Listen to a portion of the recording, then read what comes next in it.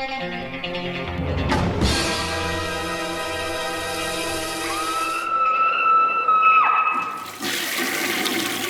guys, what's up? It is week 275, and I have some decent movies to cover, and I have some not so decent movies to cover this week. This first one coming up is absolutely bonkers, and a lot of people would say it's not very decent, but a lot of people will go up to bat for it. This is from Visual Vengeance, and this is their fourth release, and this is Suburban Sasquatch. Now, this is by David Miscavige, and I believe he's done a bunch of movies. I'm not as familiar with this guy. I know he's an independent filmmaker, and so listening to the features and everything like that. This movie is one of these considered so bad it's good kind of films, and it's made in 2004, so it's kind of, I don't want to say it's before that trend where people made purposely bad movies like Sharknado, and it's always kind of been a thing, but it's got really kind of out of hand with Sharknado and stuff. So I would never call that this. This is one of these movies where everybody involved was definitely trying to make, a successful film. So sometimes if, there's some shoddy qualities about it, or budget constraints, or weird editing, or weird acting, and it's genuinely like an attempt at making something good, you get that kind of feel of the so bad it's good quality, right? And I've heard a lot about Suburban Sasquatch, but it was never the point to like push me to watch it. It always just sounded absolutely bonkers and ridiculous, and sometimes that can be a good thing or a bad thing depending. So, yeah, Suburban Sasquatch has a 100-minute runtime, and independent movies with long runtimes, you're usually like, oh no, but I caught myself enjoying this. It's absolutely ridiculous, and it's very funny this week. So let me get into the plot, essentially. We have a journalist who's looking to kind of make his big case, and he's trying to find this Sasquatch and get documentation of it, while there is a Native American woman trying to find the Sasquatch and take him out. It gets into real weird territories. What the hell the Sasquatch, where's it from, and what all this kind of shit. It's absolutely ridiculous. There is some absurd editing in here to the point where I was like, what is going on? Why are the decisions being made like this?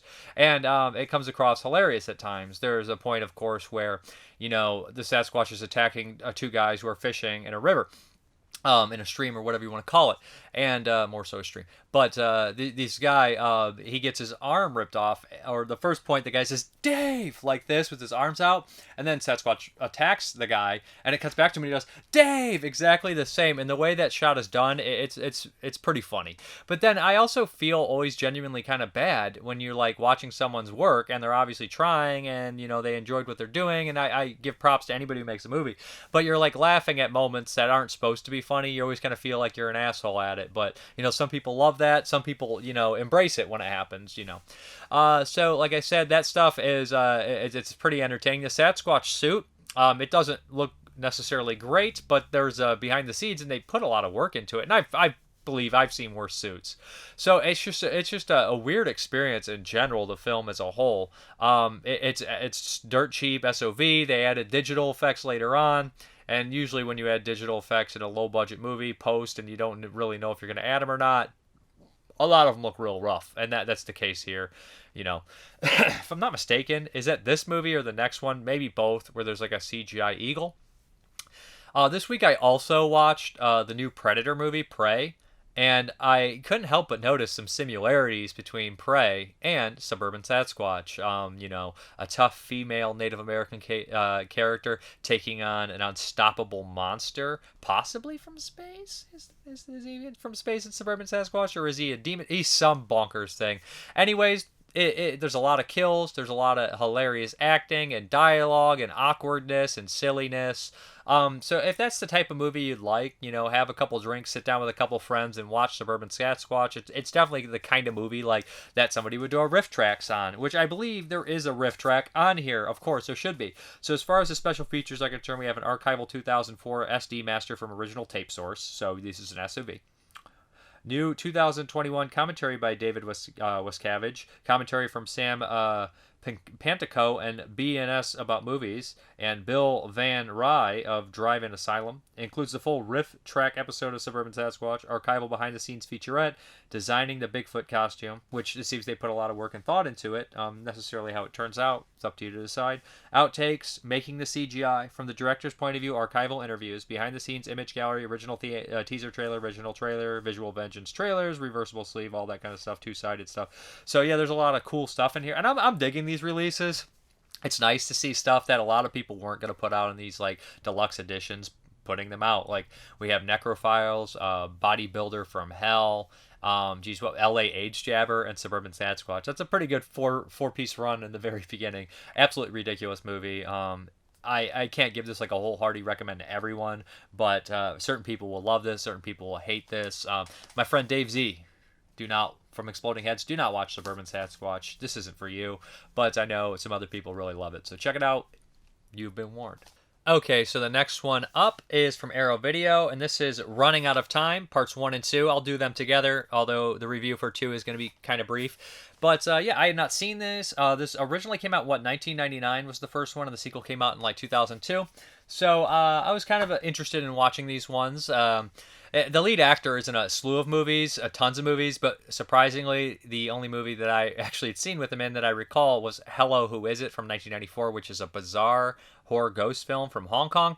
So, yeah, this one, it basically follows a police negotiator, and you kind of get to see the opening kind of like catch you in. The stinger in the very beginning really catches your attention. It's a pretty intense bank robbery scene, and it ends kind of on a downbeat note. And so as we progress, we kind of are introduced to the other character who's going to be our antagonist of the film, and he is suffering from, a terminal illness, and he seems to have all these kind of things up his sleeve, and he kind of does this kidnapping on top of this building, this building that houses a lot of important items, and a negotiator shows up, and he seems to have been targeted this negotiator to do it. And he brings him into the situation, and before long, they kind of have to work side by side to kind of stop the situation that this guy has caused. And there's a lot of funny moments in here. There's a lot of back and forth between the two. And this one, more so than the sequel, it creates like a good storyline where our antagonist becomes very sympathetic because of, his past and why he's doing this, and also his terminal illness. And they even have a little romance in here. The chief of the negotiator here, he's actually really funny. He's basically comic relief. He's always messing up, and he's always, and there's some good bits between him and our lead. So, like I said, this one is really entertaining. The action's good. The bad guys are memorable, and it's just, I don't know what the kind of tone to put this in. Maybe like, not as, like I guess you'd put it like a Beverly Hills Cop tone, but not as I guess not, not Eddie Murphy style humor, because Eddie Murphy's like one of a kind with what he does, but it has those kind of like, it's like action, and there's like stakes, but it's not all out a gore fest or really incredibly violent. There is moments of violence, so it definitely feels like an early 90s American action movie, more so than a late 90s Chinese Hong Kong movie. But I still enjoyed it. Well, this is kind of how they feel as well, so I guess it's kind of weird. This is how they feel. But I enjoyed this one. I thought it was really good, very entertaining, and a lot of twists and turns and gags that the characters are playing on each other and stuff. There's definitely a good cat and mouse element going on here, and good side characters and everything like that. Not, as bullet crazy at the end as I would have liked. Now the sequel came out a few years later, and it was kind of like, to me, have you ever seen like a movie that really was a big hit, and then like years later you want more, and then eventually it gets put out, and it's kind of like Austin Powers 2. Just for example, it's almost the same movie. The same jokes, the same gags. Sometimes they improve on stuff, sometimes they don't improve on stuff, sometimes it becomes old hat. And that's what part 2 came. Like, it's the same movie, it does a lot of the same things as the first film, with our same protagonist and a couple of the same people coming back, another guy coming back as a different character. And it adds like a gambling element, which I liked. And the antagonist is a magician, so there's some cool kind of stuff here. But there's also some weird CGI. And I don't have a problem with CGI. A lot of the good CGI you never notice. That's the best kind, right?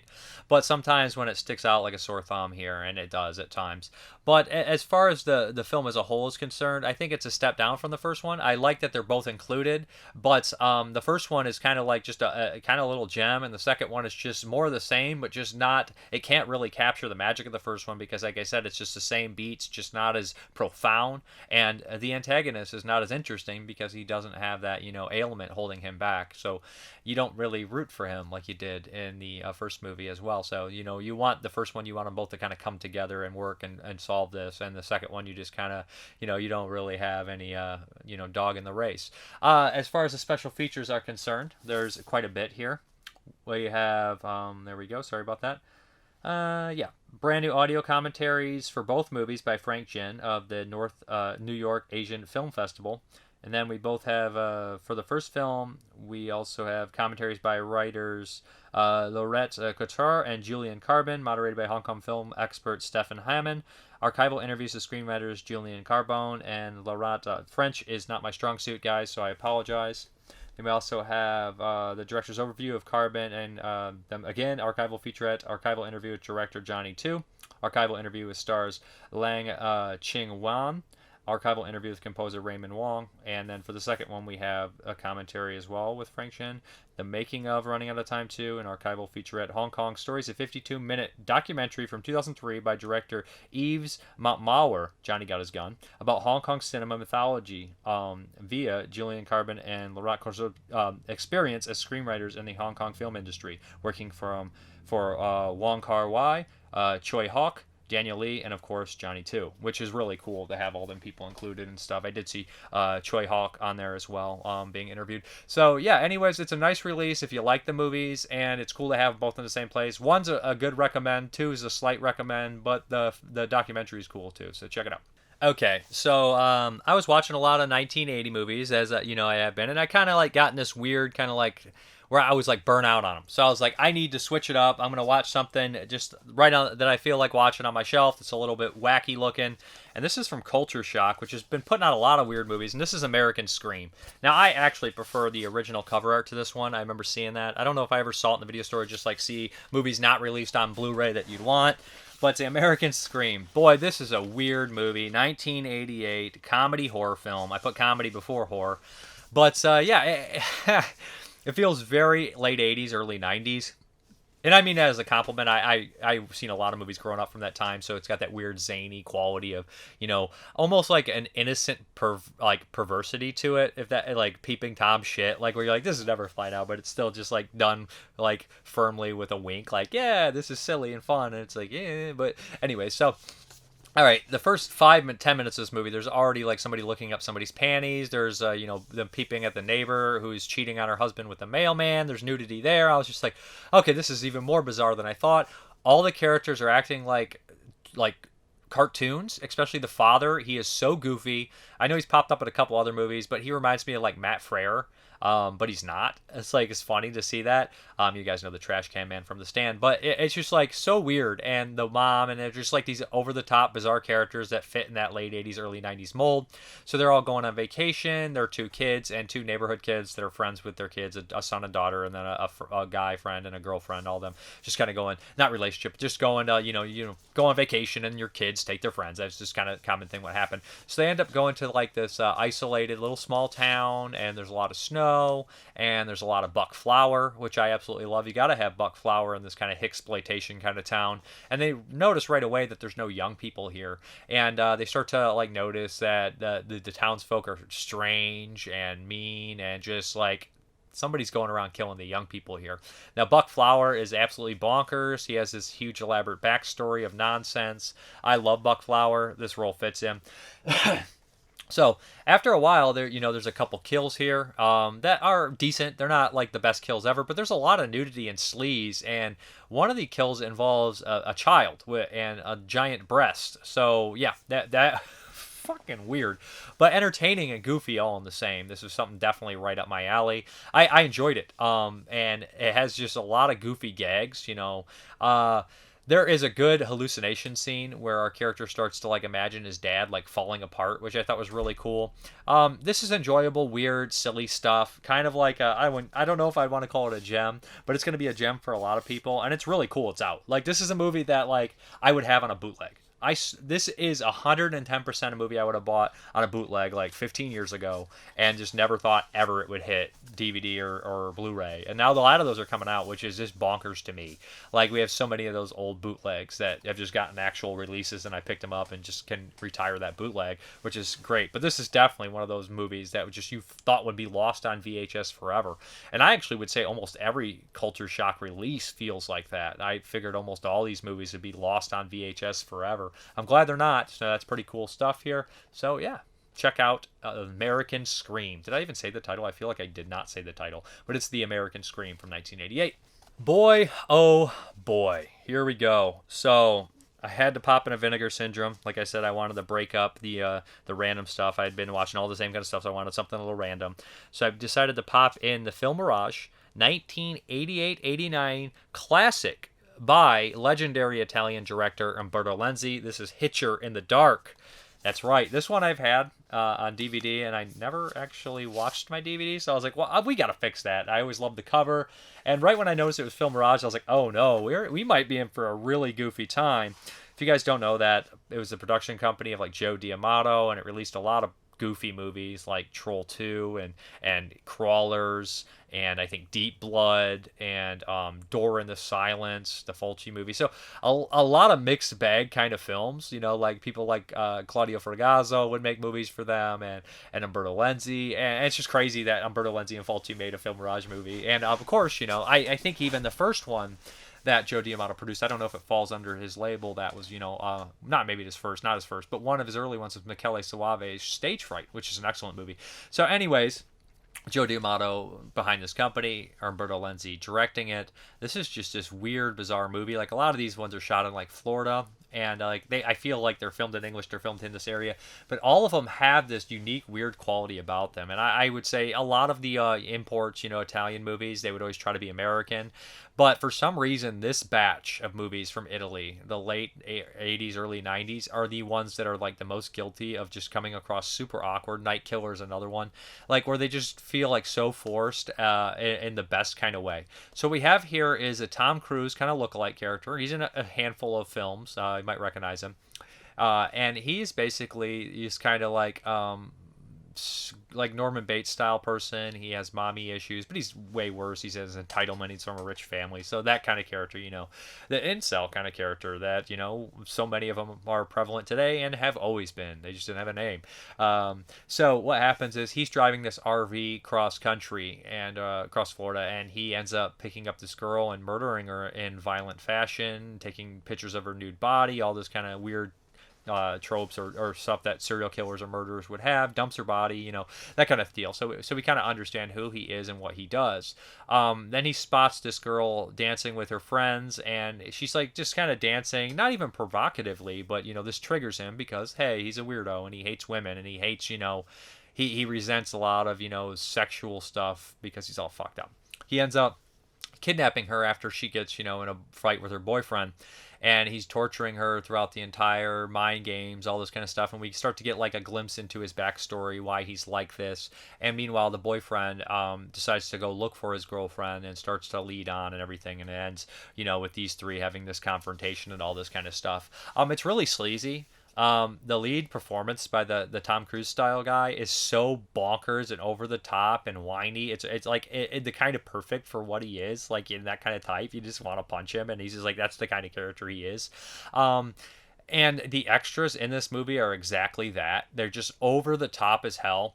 Like, for example, there's this wet t-shirt contest. I kid you not, there's a wet t-shirt contest in this movie. Hey, it's in Florida, right? You gotta have it. So American. It felt like, you know, the R-rated version of Married with Children for a minute here. So essentially, like, they're having this wet t-shirt contest, and all the extras are just like doing they're on Arsenio Hall or something. Like, they're like, and it's just so silly. And over the top. Like, there's a part where, let me finish the I guess the wet t-shirt contest. Like, literally, then like the women are pulling down the shirts to get like more votes, and there's kids, like 5, 6, 7-year-old kids at like this water park in the background walking, and like you're just like, and like even at one point the announcer's like, hey, there's a family place here, and it's just like, I can't believe it. It's just like flashing like 10-year-old kids, like, and it's just, not that I'm a prude, I just think it's fucking hilarious.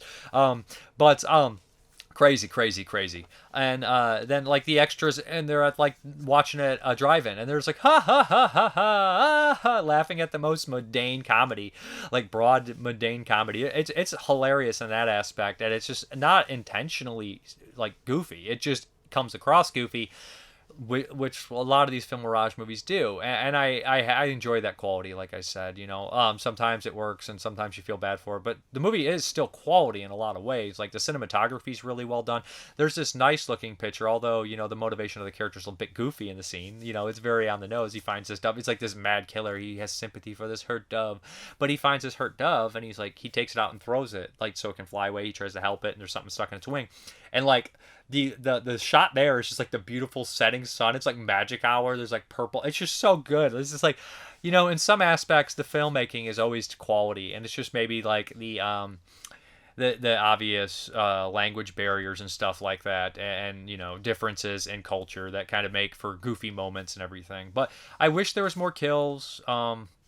But it has its sleazy moments. It's unintentional comedy and some really good cinematography all at the same time, and locations. It would make a nice, double feature with Welcome to Spring Break, also directed by Umberto Lenzi, and this kind of time frame, in this kind of vein as well. And I remember liking that one. Has John Saxon and is Michael Parks in that movie? Maybe some other familiar faces. As far as the special features are concerned, we have an archival interview with Umberto Lenzi, but more importantly for me, we have a commentary track with film historians Sam Deegan and Kat Ellinger. And I love their commentary tracks because they always stick up for people like Lenzi. They mention, Argento gets all the credit for the Italian directors, but he's like, oh, lots of people like Lenzi and Martino, they don't really get any love.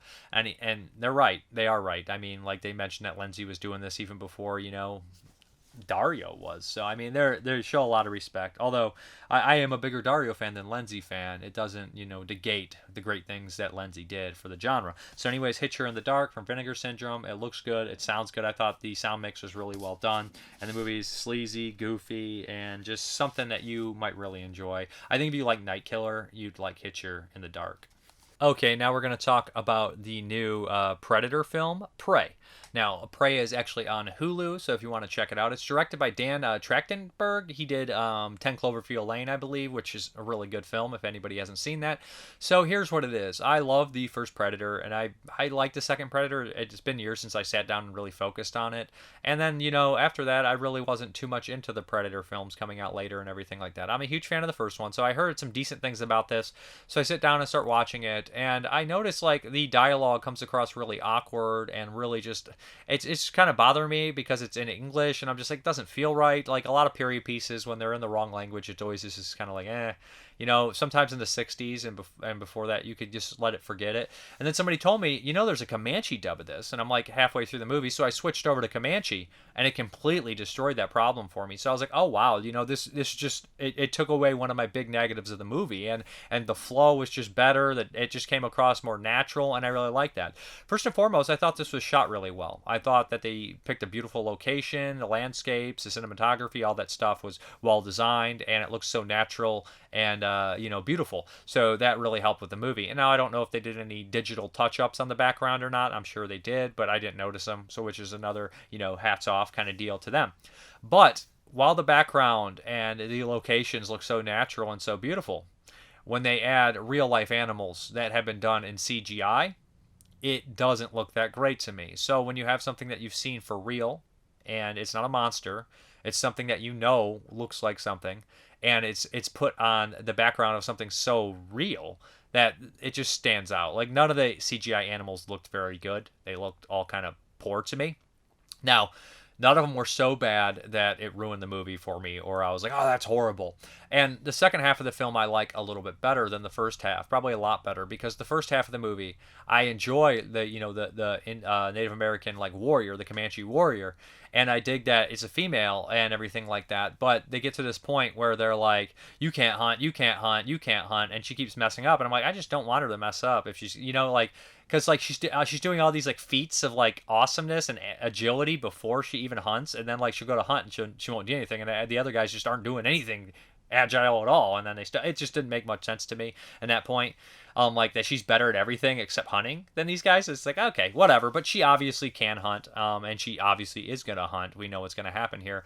It wasn't that I just felt like they kept hitting me over the head with everything, probably because when they had the English language the first half, they kept double repeating shit. They'd say it in Comanche and they'd say it in English. It's like, why are you telling me everything? I get it. The tribes, they're not believing because she's a woman, she can't, yada yada yada, and she's gonna have to overcome that. You only have to tell me that once, like in a movie like this. I get it. But they kind of hit you over the head with it in the first half of the movie. Small negative, nothing too big. And then the animals, the predator going through and fighting all the animals felt a little repetitive. in that aspect. But after, again, the second half, when we start to get, the action with the Predator against the tribe and her and all that stuff, much better. And then when the Frenchmen enter the equation, it gets gory, it gets wild, it gets really entertaining. So it was a really fun, wild movie. I like the special effects when, the gore and stuff. I don't mind CGI mixed and practical and that kind of stuff. I was fine with it. I thought that worked well. Like I said, the CGI animals, they're just a little shoddy to me. And I dug the performances when they were in Comanche so much more and everything like that. I know there's people are nitpicking certain things like, how could this girl who can't kill Predator? It's like, bro, dude, these are horror films. Like, human beings overcome crazy things all the fucking time, Like, how could anyone do anything in these movies? It is a story, and you're either going to have to buy that or you're just going to check out, I feel like this movie is grounded in reality, but not so much that when something unrealistic happens that you're like, I'm done, I'm out, you know what I mean? You're not watching Heat or something. It has, like, an element of fun and sci-fi and action and horror to it. So, I mean, not those movies can't all be serious as well, but what I'm saying, it does have an element of fun, and it works. I liked it. It's Prey. It's on Hulu. Check it out. Everybody's been saying, we'd like to see more Predator movies in the past and everything. And I saw an article right after I watched that one. I was like, I want him to fight a samurai. And then there's articles like, he should fight a Ronin or a samurai. I'm like, yeah, he should. That would be cool with the armor and everything like that. And Predator's a cheater, man. Like, in this one, I guess he's always a cheater, but this one I'm just like, and like, the animals don't act, I think, how animals would act when they encounter a predator. I think they would be gone. I think they would run. I think most things would run. But at that point, you're just like, this predator's a jerk, man. What a jerk. But anyways, good movie. Predator is unique looking and weird looking too. I do prefer the original, of course, less CGI on his face. Just his design is so iconic. And, Kevin Peter Hall, his performance is good stuff. And hey, here's a nice little thing.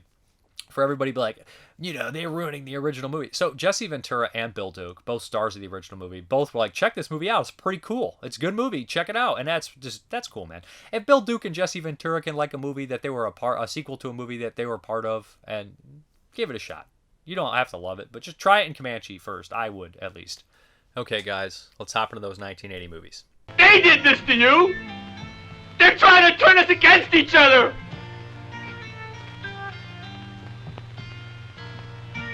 Just look at them. What do they know about friendship anyway? I'll get them. You watch. I'll take care of those sons of bitches. Watch it, Alan. I'm shooting. Oh, good Lord. It's unbelievable. It's horrible.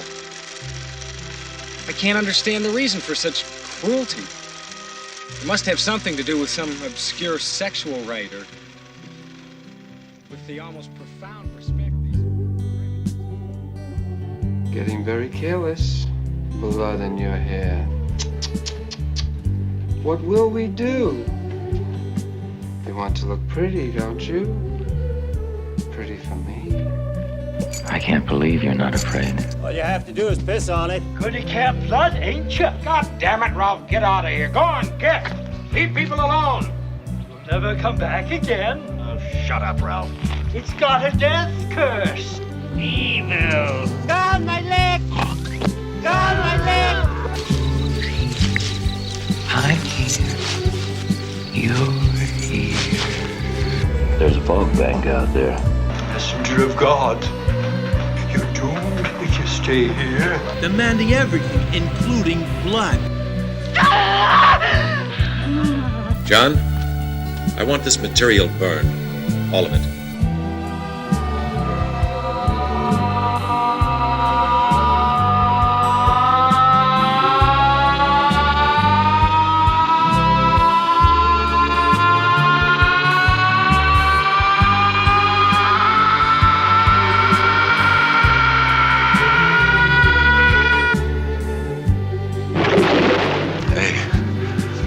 I ain't the crazy one. Remember? In the lake, the one who attacked me, the one who pulled me underneath the water. And he's still there. Used servitude. I think you will all meet again. In hell! I'd have mercy on his soul. He was one ruthless son of a bitch. Wendy. Stay away! Darling, light of my life. I'm not gonna hurt you. You didn't let me finish my sentence. I said, I'm not gonna hurt you. I'm just gonna bash your brains. I'm gonna bash them right the fuck in. Well, Dad, are you proud of me now? Do I measure up? Huh? My son was a son of a bitch, and he was no good. That's it. My son is dead. I don't want to talk about him no more. Oh, Cindy, you're gonna die.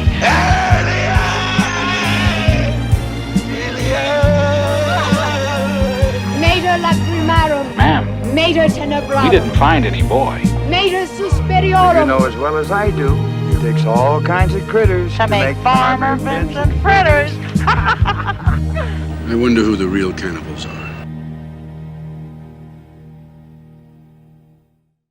Okay, and the first one up is Dr. Heckyl and Mr. Hyde.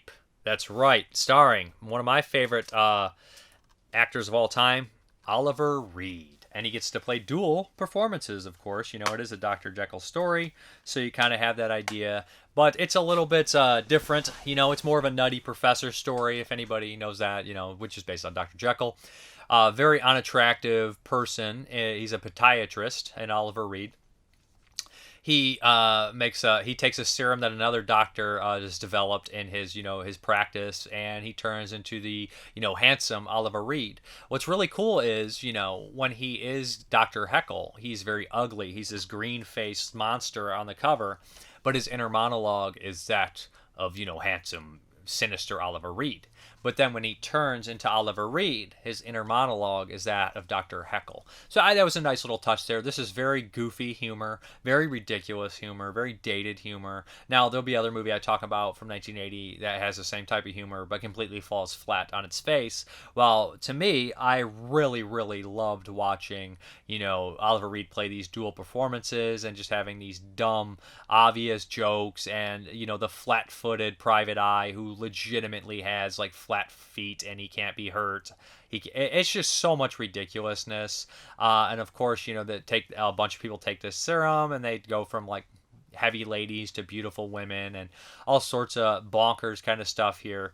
This is a enjoyable, goofy, broad movie. And it has a lot of funny stuff too. I would put it in the caliber of Silence of the Hams from 94, but much better than Silence of the Hams, if anybody's seen that. It's almost, it's kind of a parody of Dr. Jekyll and Mr. Hyde.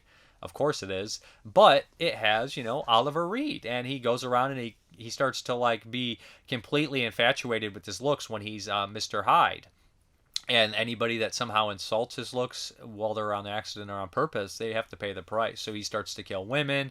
A couple in kind of graphic detail. It kind of crosses that line. Did this one end up being rated R or not? Yeah, it manages to get rated R, and I can see why. It has some gory bits here and there and everything like that. But there are some other people in the cast I should mention. Dick Miller has a great cameo as a garbage man. He keeps popping up. I love Dick Miller. Very funny stuff. And, who's the other guy in here? Mel Wells from Little Shop of Horrors. Mushkin's in this from the original 1960 Little Shop of Horrors, and so is Dick Miller. So, obviously, the director or the casting director was a fan of Little Shop of Horrors, but who isn't? So, he's got two of them. There's just lots of goofy stuff going on here. And the makeup is great on Oliver Reed. And just having him just be completely out of his fucking mind and just weird, bizarre performance. This movie doesn't feel like 1980. It feels like 1993. It looks and sounds and feels just like something that would have came out in the early 90s that Oliver Reed was in, Severed Ties or something like that. I like it. I know it doesn't have that many high ratings, but you guys remember I'm also the guy that loves Meet Wally Sparks. So it is what it is, right? Humor is very subjective, and I dig this. Okay, the next one up is from the BBC. It's a miniseries. I think it was in 2 episodes. I don't know if it counts as a movie or not. I'm counting it. And it stars David Hemmings, who I love from Deep Red and a bunch of other stuff. And this is Dr. Jekyll and Mr. Hyde. So the BBC, okay, obviously a very, big company, does a lot of classy stuff. And they're not a stranger to horror films.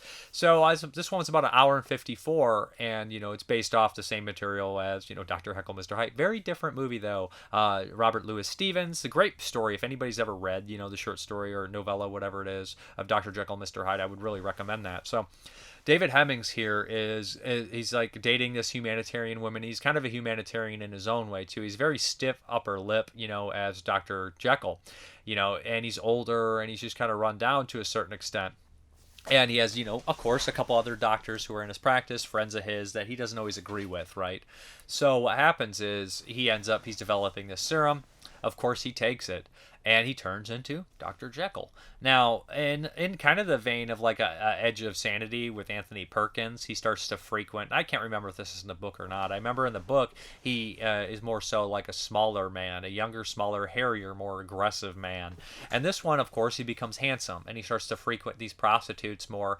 And it's like he has this weird, hold on him when he's Dr. Jekyll, where he has this, I would say like this, he wants to, like he has this waspy thing where he just is held back. He's regressed, and he doesn't want to show any weakness in sex or attractiveness. But as he becomes Dr. Jekyll, Mr. Hyde, of course, he kind of lets go. And it goes to a couple really dark, nasty places that I was just like, are they doing this? They did it twice, so you would make sure you caught it. He starts to frequent child prostitutes, and I was just like, fuck. And that just like setting up this awful idea that, he had all these horrible thoughts in his mind, but when he becomes Mr. Hyde, he embraces them and everything like that. So David Hemmings is an excellent actor. We all know that. And he gets to play dual roles. He does them both well. When he's Mr. Hyde, he is very, charming and evil and mean and just gross. And when he's Dr. Jekyll, he seems very sad and morose and just morose. I'm just saying the same things over in different words. But he's just very low energy and sad, and he does a good job. I like how this turns out. If you've ever read the story, it's just that, but just done very well, well acted. And I love the little opening music they have. This is quality. This is a piece of quality film here. I would recommend checking it out. I'll have to pick it up if it's ever released on Blu-ray or if I can find the DVD. But BBC's Dr. Jekyll and Mr. Hyde from 1980. Good stuff. Good stuff. One of the better of the movies I watched this week, to be honest. The second best. Probably the best, to be honest, but maybe my second favorite after Dr. Heckyl, Mr. Hyde. I also love movies that do Dr. Jekyll and Mr. Hyde because a lot of people tell me I have mood swings. I'm almost like two different people. So, hey, aren't we all? Yin and yang, right? I, Dr. Henry Jekyll, M.D., Fellow of the Royal Society, I'm about to record for posterity, and in the interests of science, the day-by-day details of the bold experiments which I am currently undertaking. I have long been absorbed with the duality of man, the good and the evil, housed in a single body, with myself as good an example as any. If the twin sides of my nature could be separated, then the unjust could go its own way without disgracing its more upright twin, and I could be left to do the good works to which I have dedicated my life. And I believe that I am on the brink of decocting an amalgam based on opium derivatives and the alkaloid from South American mescal, made soluble in ether, which, when mixed in the right proportions, will both prove my thesis and bring peace of mind to myself and to all mankind.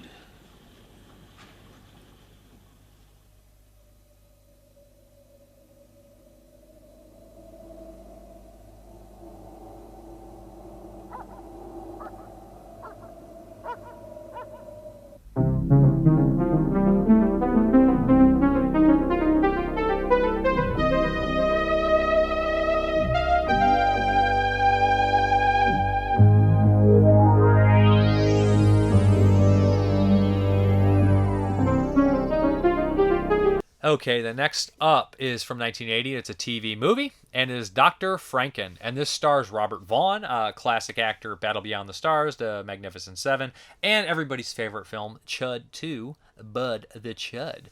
So here we go. Robert Vaughn is Dr. Franken, and he's, of course, working on a Frankenstein monster in a modern setting, and it feels kind of like The Kingdom by Lars von Trier, how they have like a lot of the interactions between the doctors, and they're all trying to hide stuff, but it's very bland and very dull, and almost nothing really happens. If I had to compare this to another Frankenstein piece, I would compare it to Larry Fessenden's Depraved, because we have a lot of, bureaucratic stuff going on as well. But we also have like a twist here, of course, because the mind of the monster is used, and it starts to like kind of let people know that something happened to this person, and somebody else is guilty because of it, yada yada. You can see where this is going, right?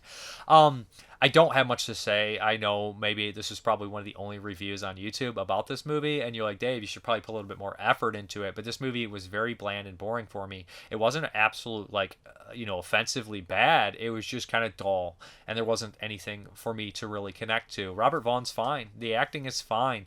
The Frankenstein monster himself is just a guy. He's not a monster. He looks just like you or me, and he's just walking around the street in confusion. It's not a movie that really embraces the horror. It more embraces, the Frankenstein kind of story, but I don't even think it really does that any different or any better than any of the other adaptations. So you could probably skip this one, to be honest. It's on YouTube if you're really curious about it, and I know maybe somebody has seen it and they do enjoy it. So it's just not something I can get a real recommend behind. It's kind of bland. Dr. Franken. Okay, the next one up is another style kind of Frankenstein story. See, so I did 2 Dr. Jekylls. I'm going to do 2 Frankenstein-style stories, and this is the Henderson Monster, 1980, listed as a horror film on Internet Movie Database. Let you guys know, this ain't no fucking horror movie. And I'm not a gatekeeper, okay? I'm not the guy who's like, that's not really horror, is it? But it's just really not. It's kind of like a melodrama about the arguments of science versus, religion in this kind of college campus area about safety and all this kind of stuff here. It stars Jason Miller, who's really good in this. I think he's a really solid actor. Of course, Jason Miller is in The Exorcist and Ninth Configuration and Exorcist 3 and a slew of other films as well. I like him in this.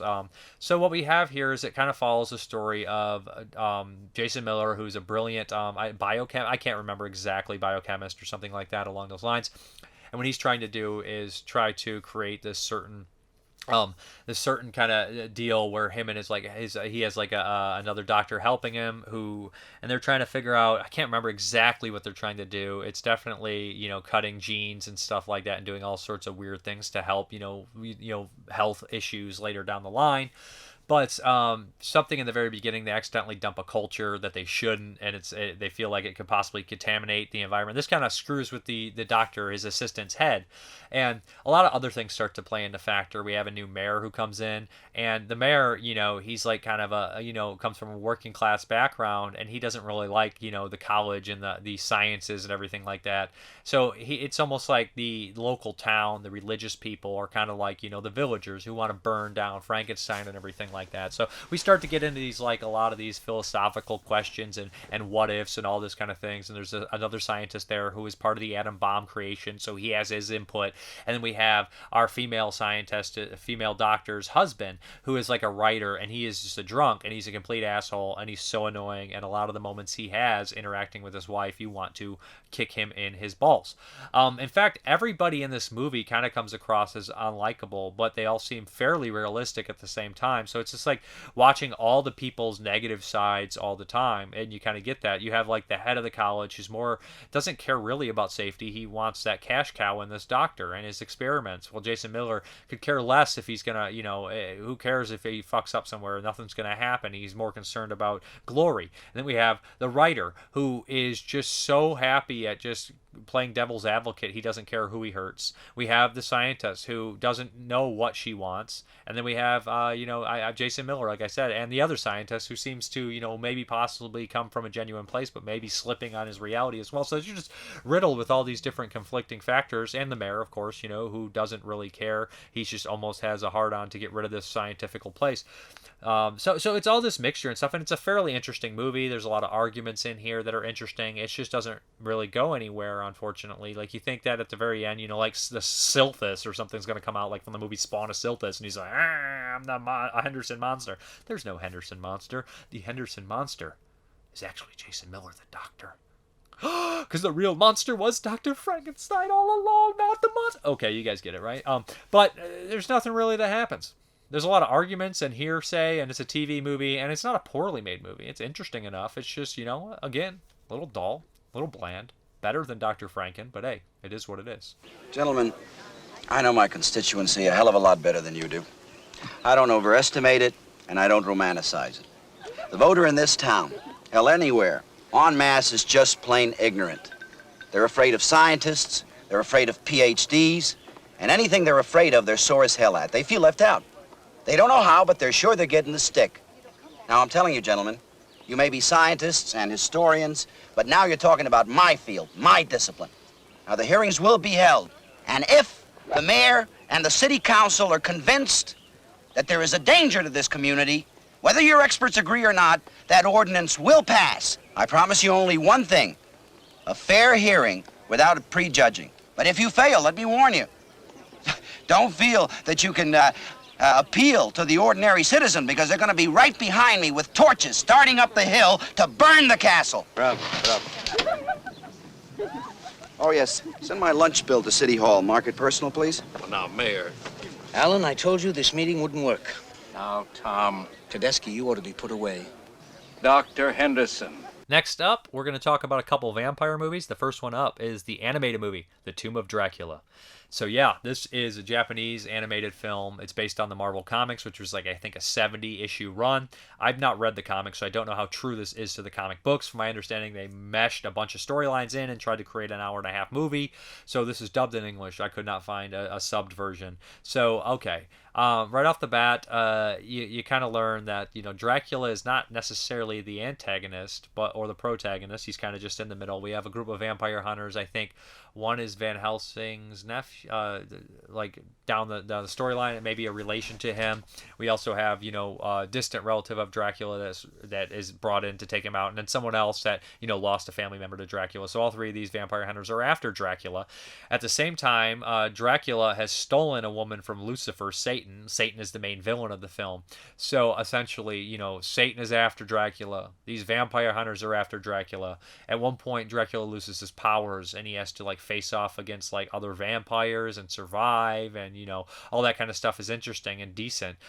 You know, I think this one's a decent watch. I enjoyed it. I thought it was interesting. It's the only animated movie I watched for 1980, and it was one of those things like to see how like early Marvel movies were adapted and see how, you know, actually obscure a Marvel property can be in the Tomb of Dracula. I know that the Universal monsters kind of made their way into the Marvel universe, like the Frankenstein monster and stuff like that, and there was the Werewolf by Night, and Blade is not in this, although he was in the comic book run, so a lot of people were upset about that. I enjoyed this to a certain extent. I thought Lucifer was scary and cool. Some of the dialogue is a little iffy, but the dubbing is probably not great, and some of the storyline is meh and like mashed together and just really fast paced to where it's not perfect, but there is some good moments in here, especially when, you know, the ghouls pop out, like the old vampires, and come after them and stuff like that.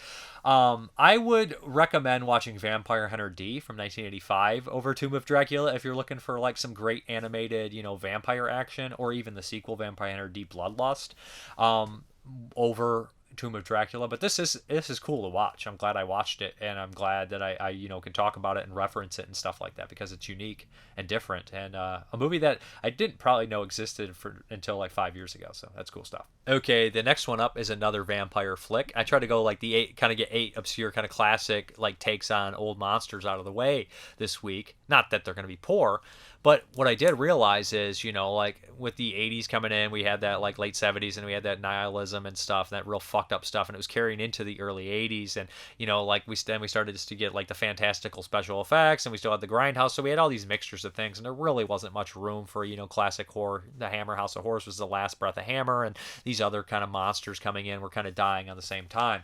So this one is Mama Dracula, and I gotta say, this is the worst fucking movie I think I watched for 1980.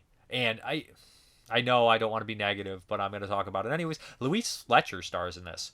Excellent actress. One Flew Over the Cuckoo's Nest. She's also in other stuff like Invaders from Mars, and she always does a great job. She's a tremendous actress. I mean, Nurse Ratched is one of the greatest villains of film history. She's so good, and such a perfect character type. So, and I don't think this movie's poor because of her.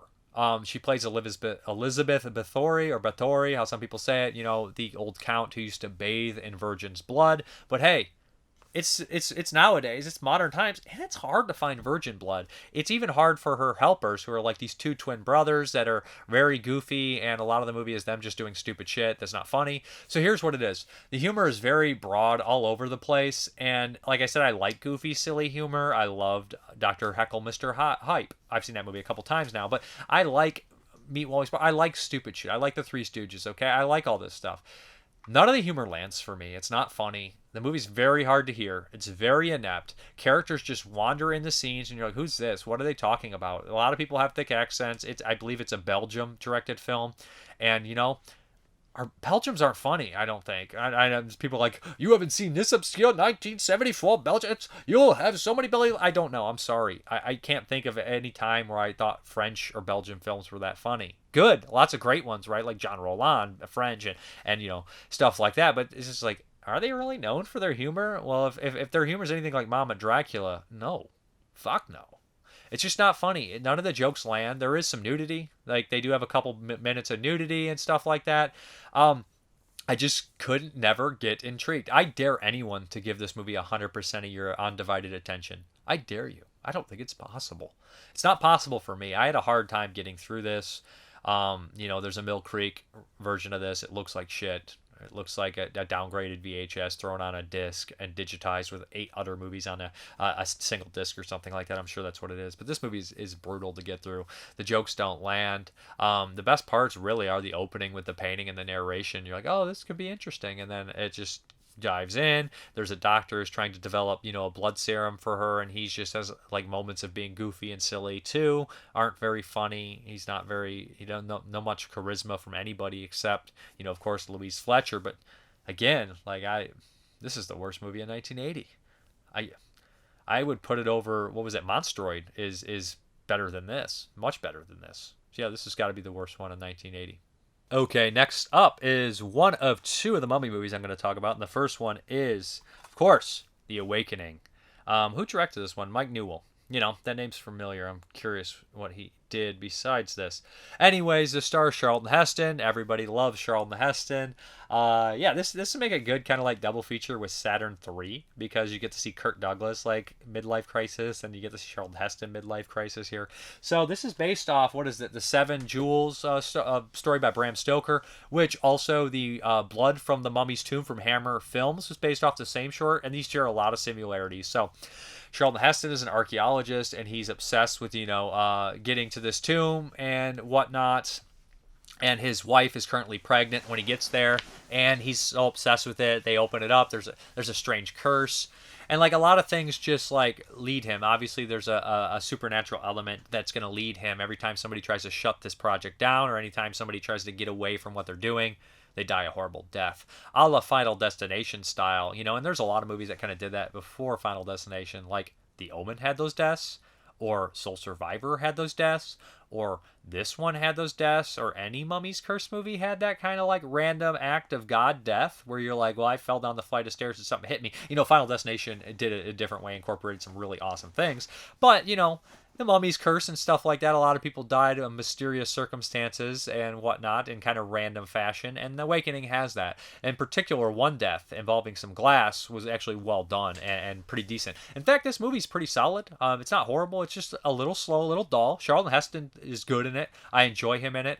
I like watching him with that fake beard and the ridiculousness, It's good. It's the better of the 2 Mummy movies that I'm going to cover this week for sure. And it's about as good as a 1980 slow-paced Mummy movie can be. How I compare it to Blood on Mummy's Tomb, I like this one better. I know a lot of people probably prefer Blood on Mummy's Tomb, the Hammer movie. It's probably quality-wise better. It has Aubrey Morris and other people in it too. But I always felt like that movie never was really completed properly. I can't remember who did that one. Was it Michael Carreras or something? I think something happened with that movie. The director died halfway through, and it shows. This one, like I said, it's kind of dull, but it's nice to see the same story told in a different way. But it's very similar too. It's not even told that different. I think it's very similar. But, of course, the daughter starts to be taken over, reincarnation, of course, from this ancient entity. At the very end, there's like a reveal that Charlton Heston's like, what? I didn't know. It's it's like, how could you not know that was happening? Like, are you blinded by this or something? He's supposed to be blinded by the whole thing. It just doesn't necessarily work in that aspect. But as a whole, I think the movie's decent. 3 out of 5 or something along those lines. I would maybe watch it again if it popped up on TV. I can't see myself being like, we got to watch The Awakening every Friday night. But it's okay. It's not horrible, and I'm glad I watched it. You gotta watch at least one Mummy movie from 1980. I believe there's another one too, like The Trip or The Whip of the Mummies or something. If I have time, or if I think it might be a sequel, so I might avoid it. I'm not sure. And the last 1980 movie is The Curse of King Tut's Tomb. Now, I believe the same story is told in 2006. And, this King Tutankhamun or whatever. So the big actor in this one is Raymond Burr, and he's like an Egyptian guy in it. Not very convincing. He's wearing this big purple robe, and he wants the contents, of course, of the tomb. So this one is more like it feels like a docudrama, but it does have the horror aspects. Of course, it has the curse, and a lot of the same similarities happen here. Harry Andrews is in here, right? And he's in isn't he in Vault of Horror? He's in one of the old He's in one of the Hamicus movies, if I'm not mistaken. Oh boy, I can't. No. He's in Theater of Blood, I believe. I believe he's one of the of course, the critics. So anyways, essentially, it's kind of the story of them going in here. There's a curse, and people start to die from the curse of King Tut's tomb. And Raymond Burr wants the contents. There's a lot of, bureaucracy going behind the scenes.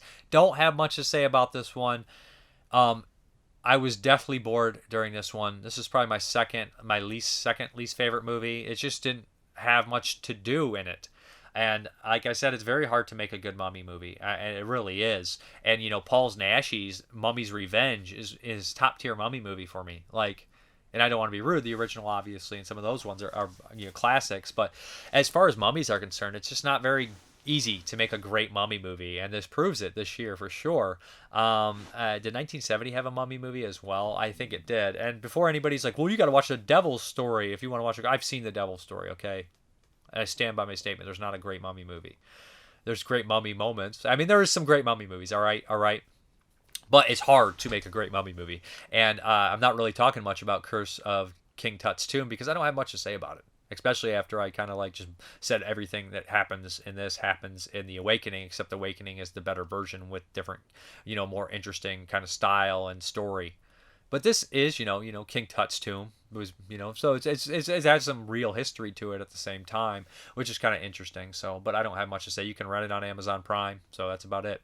Hey guys, we're here for You Ain't Seen. This is my pick for you, and we were gonna do Night Riders. We're gonna do that next week, most likely. But just because this one got a general release and it was one that I've been talking about having you watch forever, I was like, well, now is the time to do it. So I pushed ahead and we did Massacre at Central High. It's released by Synapse Films. It's a classic movie. It was released on VHS and then never released again until this Blu-ray.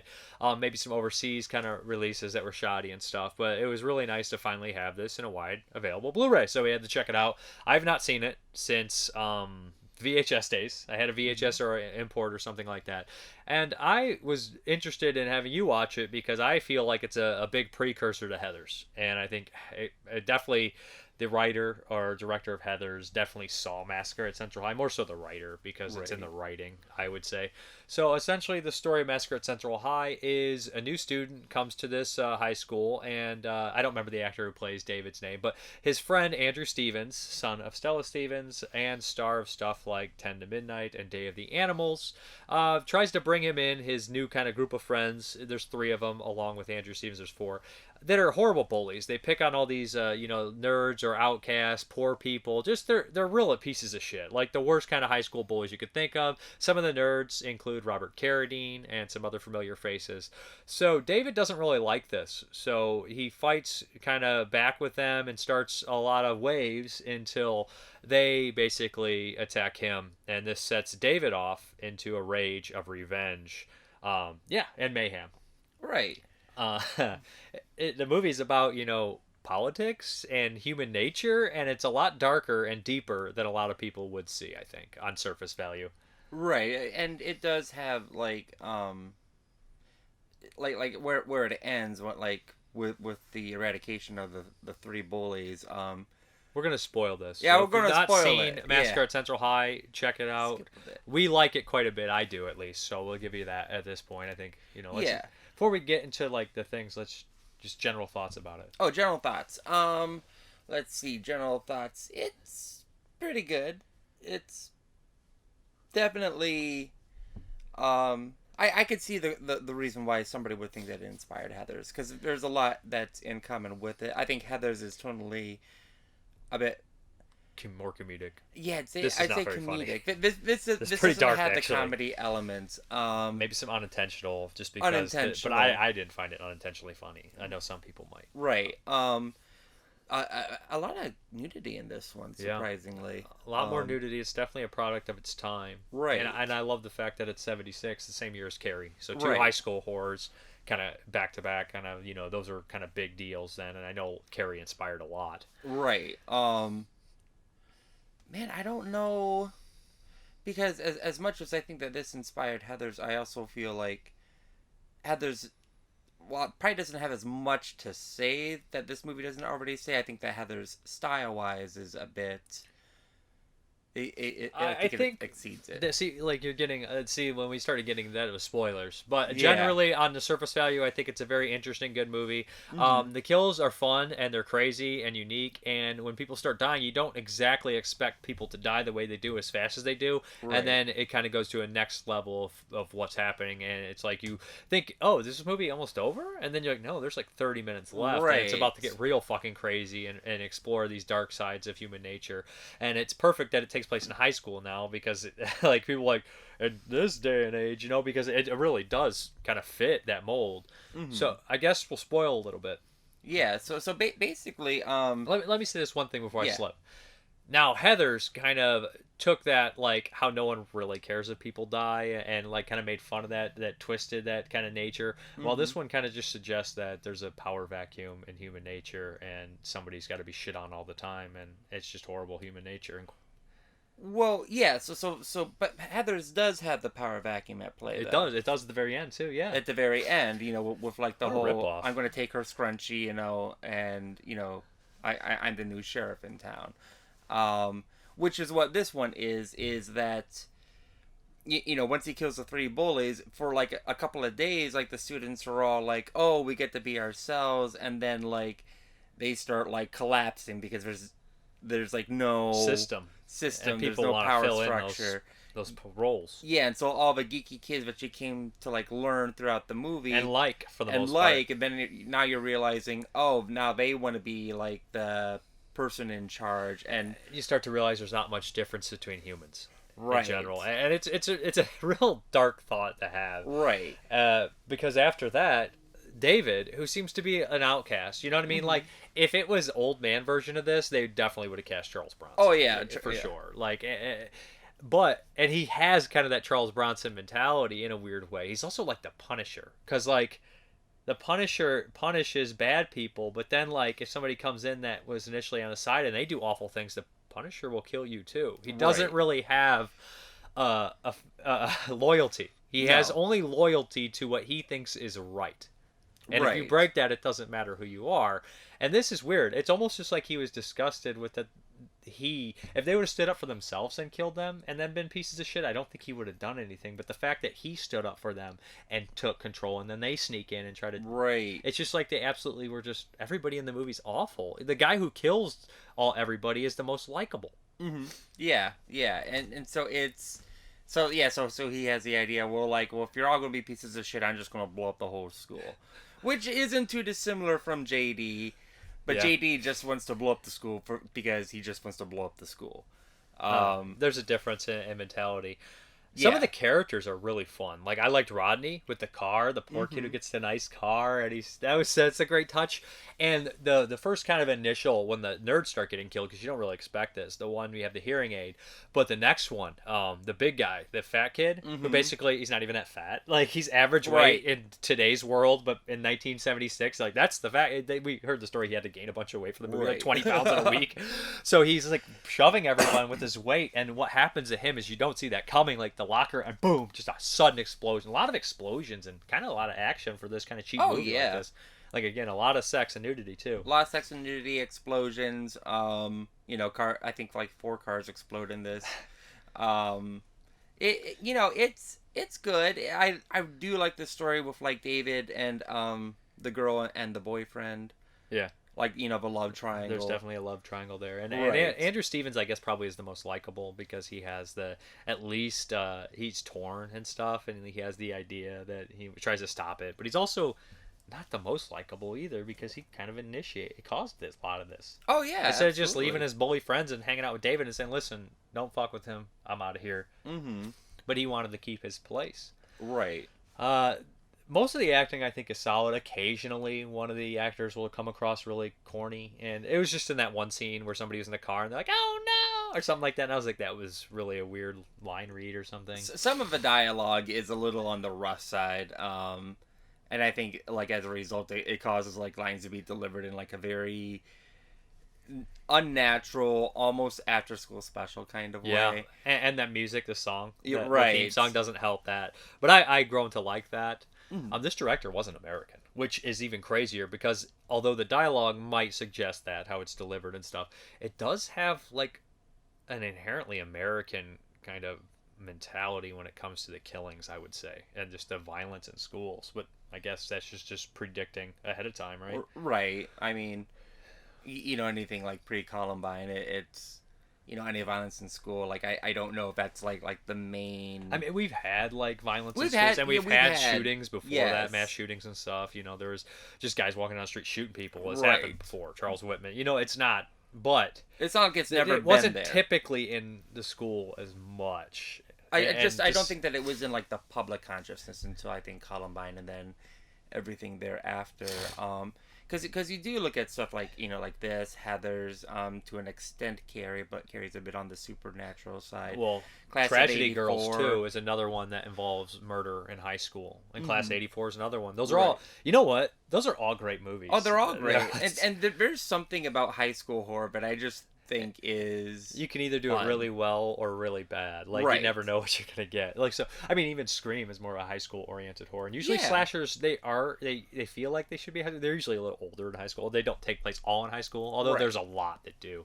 There's a lot that do. You get, like, The Faculty, and no, it's not a slasher though. I'm talking about the 80s slashers. Had their share, but I feel like more so they were older. But I think it's important that, like, when I say, like, a high school horror, like, high school has to be, like, a main function in the movie. It has to the be Faculty the is high school theme horror for sure. of the movie. Like, something like Scream, like, they're not looking at, like, the high school experience. You're right. But something like this or Heathers, to an extent, 1984, it's like teach. The teacher, you know, it's like we haven't covered that on here. I can't believe that's one of my favorite movies. I haven't covered it on here. Really, at all? Both of us have seen it, so yeah. So it's just the one thing, and I've covered Class of 1999 on here, which is also one I love, and even its sequel, Class of 1999 Part 2, The Substitute. Is Class of 1999 not the sequel to Class of 1984? Yeah, for some reason there's 3 of these movies, and so weird. And the third one is just like a cheapy. It's not horrible. It's just a cheapy action movie. What's the one with John Lovitz? Oh, High School High? High School High? No. Yeah, High School High. It has nothing to do with the horror movies. It's John Lovitz in high school and fish out of water. Is it Louise Fletcher as the principal? She is. I just talked about Louise Fletcher and Mama Dracula, which is a dog shit movie, but not because of Louise Fletcher. So anyways, as far as the special features are concerned, we have this, like, featurette making of. It has interviews with a bunch of the people, including Andrew Stevens. There's 13 principal actors in the film. So it's a big cast. They got 6 of them, I think, or 7 of them to talk. Which is pretty good. The 3 main bullies aren't there. Rainbow Smith is dead. She died. And I don't think any of the females are there. So that 3 major females and the 3, but 6, and they got the other 7 for sure. So they got Robert Carradine's on there, Andrew Stevens, the guy who played David. So and they have nothing but nice things to say about the director, really. And it was just kind of a lower budget affair, but they think they did a good job, and I think they did too. I think they made a really cool movie. And if we did, they already did 76 on 22 shots, so I wouldn't get to make a top 10. Be very hard pressed not to have this on my list. I think this would be on my list of top 10 from 76. I don't know any other movies that came out in 76. Carrie, The Tenant. Do I like this better than The Tenant? Yes. Yeah. Yes, so do I. I mean, I know people like that. It's not in your book. It's in your book, but it's not in my book. So I'm going to read it on Terror on Tape. James O'Neill. Okay. A Massacre at Central High. 3 out of 4 stars. pretty good. Maury, the new kid at inner city hellhole Central High, is brutalized and crippled by a ruling gang he later seeks a gruesome vengeance upon. The surprisingly potent mix of Death Wish and To Sir with Love has horror and slasher overtones boasted by a clever plotting and a great exploitation cast of older high school seniors since Blackboard Jungle. So I am going to give this 8.5 out of 10. I'm quite a fan. Did I see Blackboard Jungle? Is that the one with James Dean? Maybe it is. I think it is. I think James Dean only did 3 or 4 movies before he died. Yeah. Rebel Without a Cause, East of Eden, and the Blackboard Jungle. I think So I don't know, but what do you give this? This is a 4 out of 5. It's a good rating. It's a good yeah. I mean, it's a good fun movie. I do like Heathers a bit more. Heathers is your style. You've seen it first. It has more money. It has the bigger actors. It has the more professional. It's just it's also more of a comedy. It's more of a comedy. I think it has a better better script. Honestly, I think that I would say this. The polished dialogue and stuff is just better. It's more quotable. Fuck me gentle with a chainsaw. Well, and the thing about Heathers and its dialogue is that when the writer made the phrases that are spoken in Heathers with teen slang, it's stuff that he made up. He didn't try to make what teens were saying at the time because he wanted a timeless piece of work, similar to kind of how Clockwork Orange is linguistically. But then those phrases I think from Heathers then permeate into popular culture, and kids' phrases change all the time. I'm at that point now where I don't understand what kids are talking when they're talking to me. So with Heathers, he had what was the line? Fuck me gentle with a chainsaw. They were supposed to say something else, and they were like, "No, we hate that line. You're not giving that line." And they said, "Fine." They get it. Fuck me gentle with a chainsaw, and then after they're like, "That was worse, wasn't it?" They're like, "Yeah, it actually was probably much worse than the line we initially had." That's on you though. Well, when she says do you have a brain tumor for breakfast, and then the Heather that said that eventually dies from a brain tumor in the early 2000s. Stop it! Swear to God. So what are we watching next week? I guess we should watch Night Riders then because we did a bait and switch. Well, I mean, both those movies are movies we wanted to watch for the show, and it's not like you're getting Red to Kill, which you were in love with. It's your favorite movie now. All right, absolutely. You see, he picks a movie, and then he changed the movie, and then so I had to pick his pick from last week. So you wanted to watch that. You didn't lose a pick. I lost a pick. Do you want to do 2 picks in a row after this, Night Riders? I think I will. Fine, then we'll do Night Riders next week, and then you get 2 picks. Yeah, and you're gonna be sorry for him because I'm still not gonna think of a movie to watch. No, you're gonna what is it? Then I'll be like, Contraband. And then you're like, what? Okay, we're done. All right, we're done. Let's get into these questions, comments, concerns, all that good stuff right when I sign in this tablet. Okay. Gorky M. Glad you did a review of A Chinese Ghost Story. I love that film as well as the second one. You also might want to check out another classic film called The Bride with White Hair. Absolutely batshit crazy, starring Bridget Lin and Leslie Chang, who was the main actor in A Chinese Ghost Story. Sadly, he killed himself when he jumped to his death from a hotel balcony. He was a huge matinee idol over in Hong Kong, but he was secretly gay and couldn't deal with it. I have that, the Eureka Blu-ray. I'll have to check it out. There was a sequel, too, if I'm not mistaken.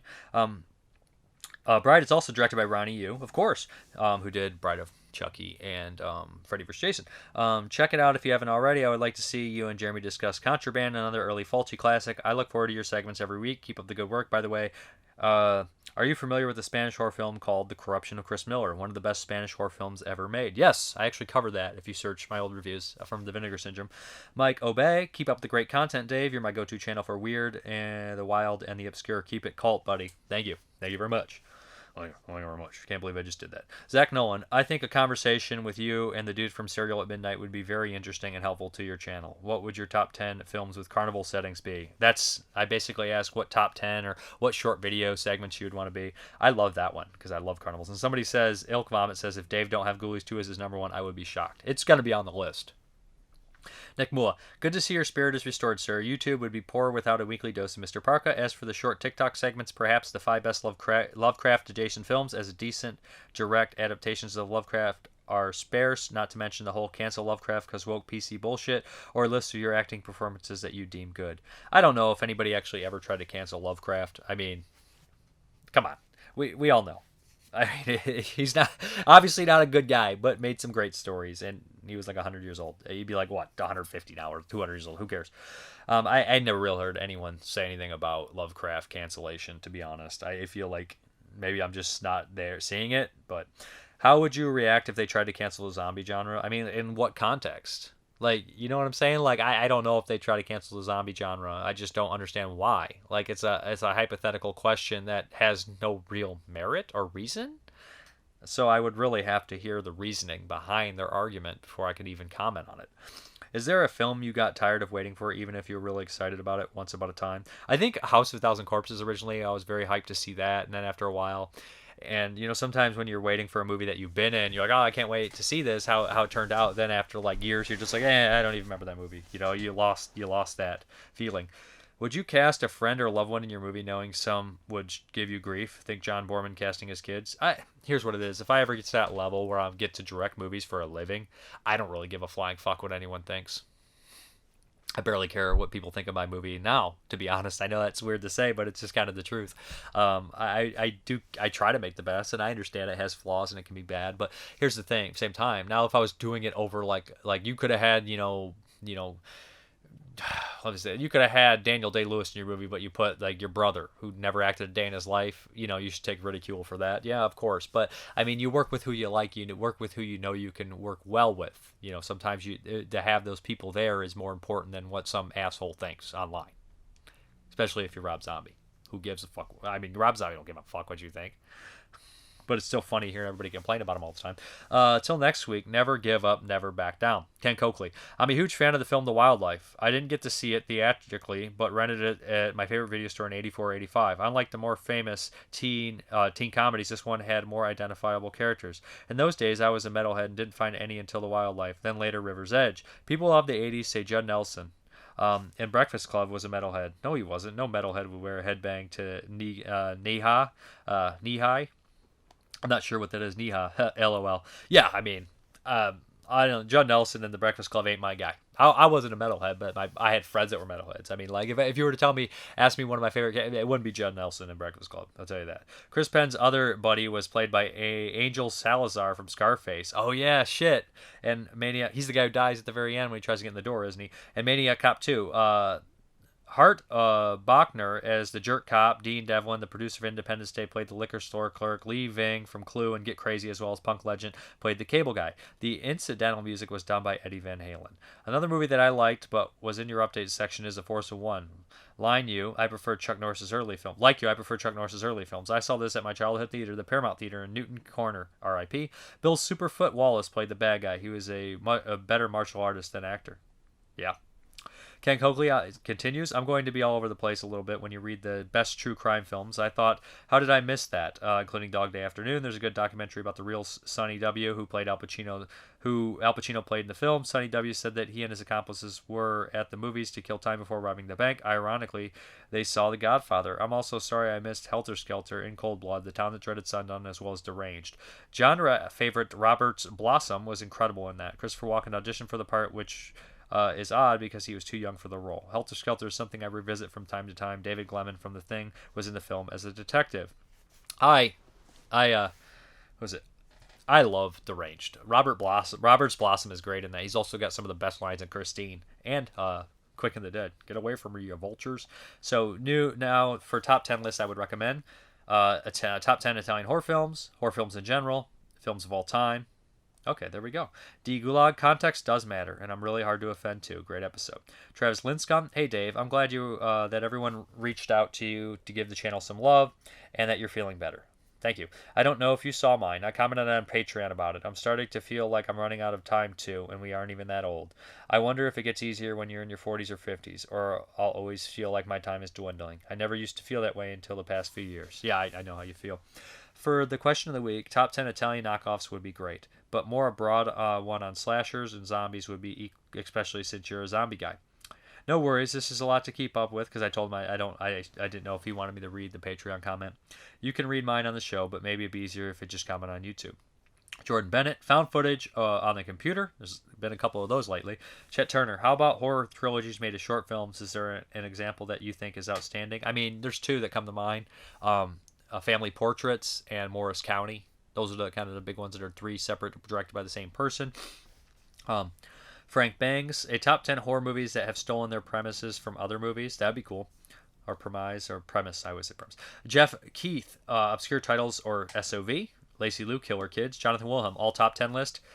Favorite horror movie composers, favorite Western movie composers, favorite character actors, favorite Jeffrey Combs performance, favorite ragtag groups and movies, Wild Bunch or The Losers Club from It. Great one. Favorite films centered on vehicles, Christine. Favorite killer animal movies, favorite SOV movies, most wanted movies not on disc that you would want brought to disc. I definitely would. I was planning on doing that one. Favorite death scenes in movies, favorite fight scenes from movies, favorite movie tropes, least favorite movie tropes, favorite femme fatales, favorite giallo, favorite Italian ripoffs, favorite Bruno Mattei films, and then Robert Mazzola, horror films that never let up, suspense the whole time like The Shining. Josh Hayes, the life and works of Jose Larraz, touching on all the good gothic horror out there and how it's created.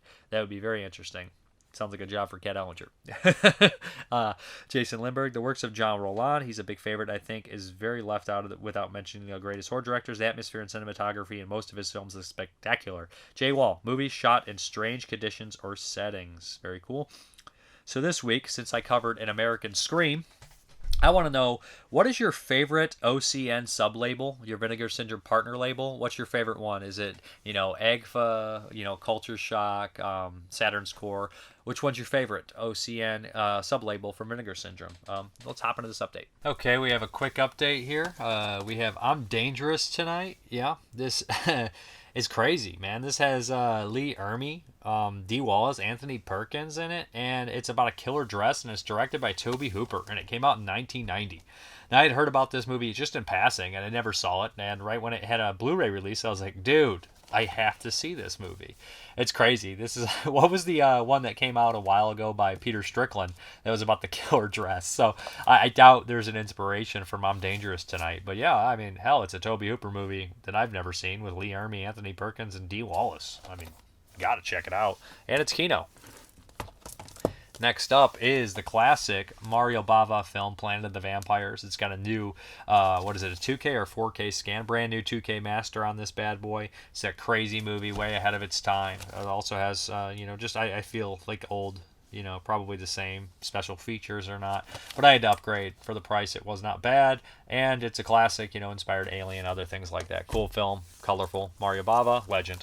Then we have the Satan Bug, which I got at a good price for Kino. The movies that are kind of going out of, print. So it's only like $5. John Sturgis, great director, of course. He did stuff like The Great Escape and I believe Magnificent Seven, if I'm not mistaken.